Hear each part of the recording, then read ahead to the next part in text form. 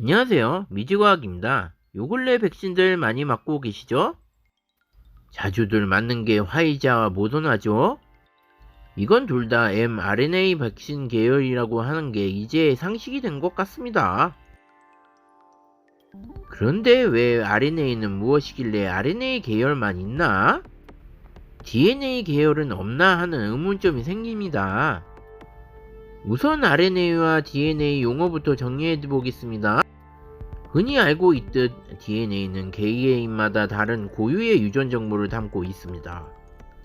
유전 정보는 어떠한 세포들을 만들어야 하는지, 몸속 장기부터 전체적인 모습까지 어떻게 구성할지에 대한 정보라고 할 수 있습니다. 결국 우리 몸에 필요한 단백질을 적재적소에 만들기 위한 정보인데요.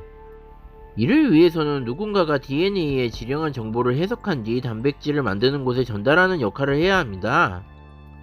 그러한 가구 역할을 하는 것이 바로 RNA인데요. 비유하자면 신제품을 만드는 설계자가 있다고 합시다. 그럼 누군가가 설계 도면을 공장에 가져줘야 합니다.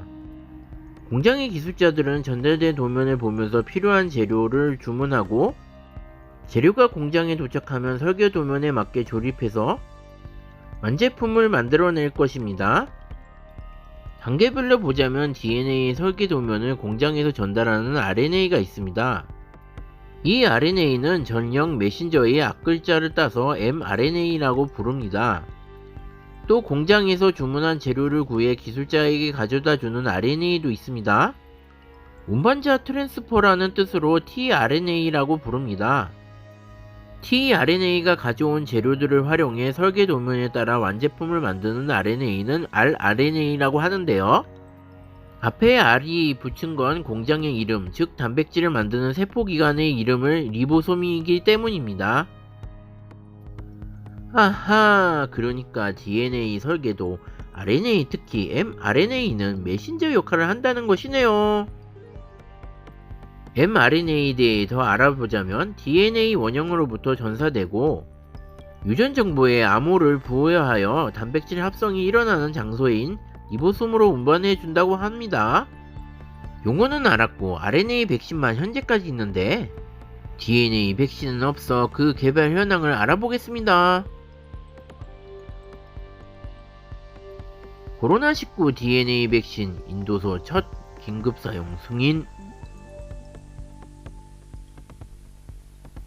인도 정부가 자국 제약사 지두스 칼딜라가 개발한 신종 코로나 바이러스 감염증 DNA 백신 지코VD에 대한 긴급 사용을 승인했다고 합니다.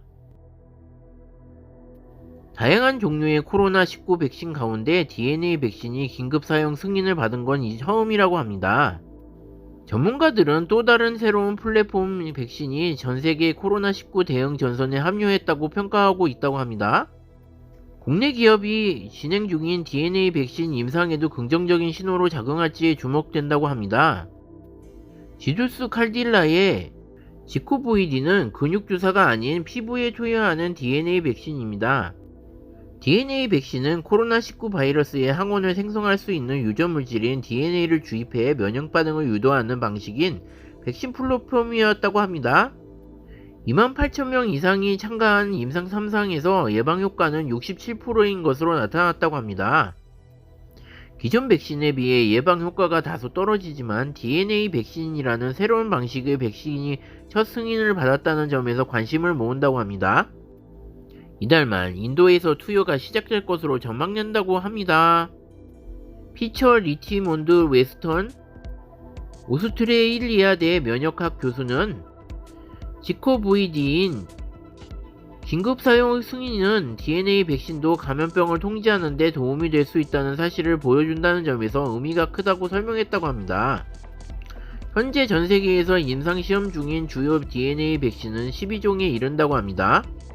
이존 제넥신의 GX19N과 진원생명과학의 CLS5310도 임상 1, 2상을 진행 중인 주요 DNA 백신으로 꼽히고 있다고 합니다.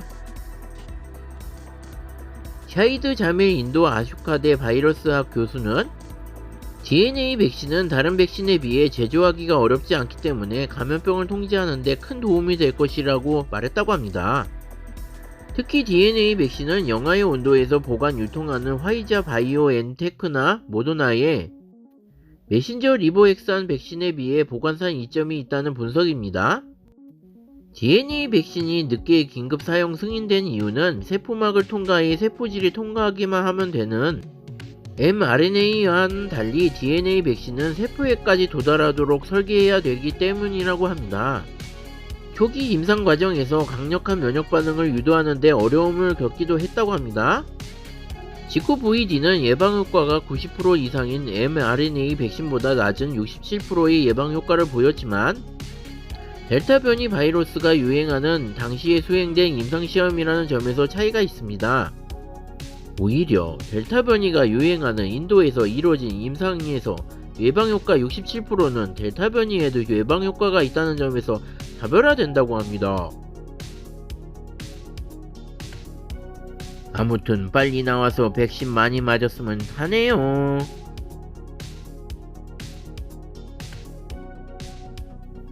끝까지 시청해주셔서 감사합니다. 좋아요와 구독을 꼭 눌러주세요.